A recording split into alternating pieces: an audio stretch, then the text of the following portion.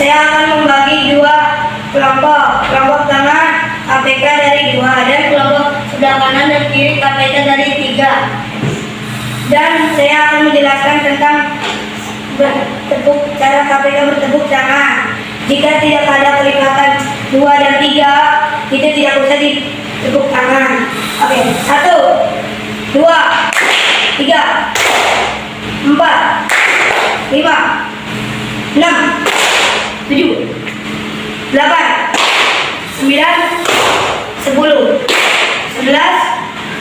12, 13, 14, 15, 16, 17, 18, 19, 20, 21, 22, 23, 24.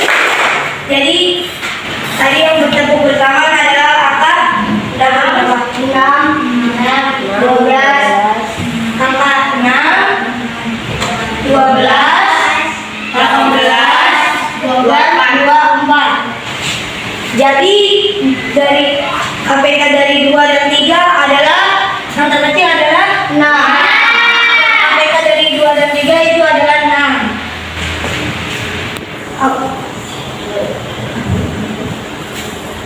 KPK dari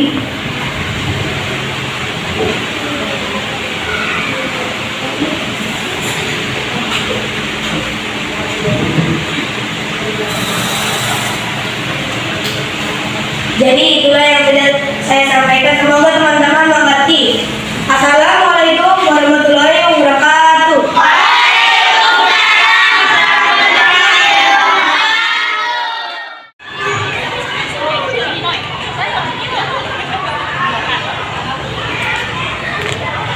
Assalamualaikum warahmatullahi wabarakatuh. Hai teman-teman, nama saya Jemudi. Kali ini saya akan menjelaskan bagaimana tumbuhan berfotosintesis. Fotosintesis adalah proses pembuatan atau pembentukan makanan yang dilakukan oleh tumbuhan dengan bantuan energi cahaya matahari. Sebelum tumbuhan melakukan fotosintesis, tentunya tumbuhan membutuhkan bahan yang dibutuhkan untuk berfotosintesis adalah 1. Air, 2. Karbon dioksida, 3. Klorofil, 4. Cahaya matahari. Sebelum tumbuhan berfotosintesis ketika daun menangkap energi cahaya matahari dan menggunakannya untuk mengubah air dan karbon dioksida menjadi karbohidrat dan oksigen. Sebelum itu saya akan menjelaskan bagaimana tumbuhan fotosintesis. Akar akan menyerap air dari bawah tanah, kemudian disalurkan melalui batang menuju ke daun. Daun dengan dibantu oleh klorofil menyerap energi cahaya matahari.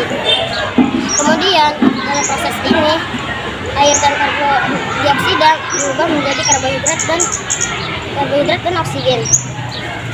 Dan tumbuhan menyimpan cadangan makanan dalam berbentuk buah,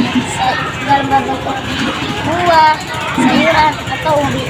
Dan ada juga yang terletak pada daun seperti kangkung, bayam dan sebagainya. Dan ada juga yang terletak pada akar seperti ubi, singkong, kentang dan sebagainya. Dan juga ada yang terletak pada buah seperti mangga, pisang, jambu, jeruk dan sebagainya. Mungkin itu aja yang bisa saya sampaikan. Jaga bumi kita, lestarikan bumi kita. Saya akhiri. Assalamualaikum warahmatullahi wabarakatuh.